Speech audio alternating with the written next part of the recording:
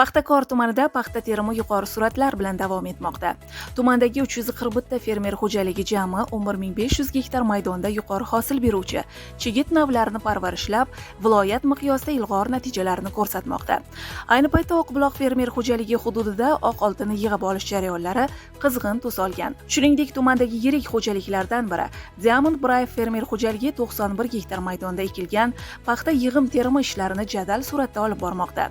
Paxta terimiga start berish marosimida viloyat hokimi vazifasini bajaruvchi Ulug'bek Mustafoyev, soha mas'ullari va mahalliy fermerlar ishtirok etdilar. Tadbir davomida boshiran turidagi zamonaviy paxta terish mashinalari yordamida hosil yig'im terimi boshlab yuborildi.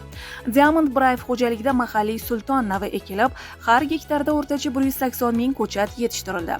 Natijada hosildorlik 72 sentnerni tashkil etdi. Bu ko'rsatkich nafaqat Paxtakor tumani, balki viloyat miqyosida ham yaxshi natijalardan biri hisoblanadi.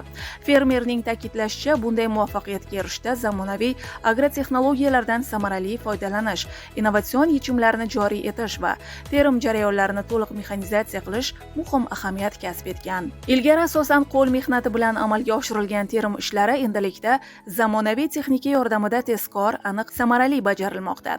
Bu esa dehqonlar mehnatini yengillashtirib, hosilni to'liq yig'ib olish, ishlab chiqarish samaradorligini oshirish hamda agrosanoat salohiyatini yanada mustahkamlashga xizmat qilmoqda.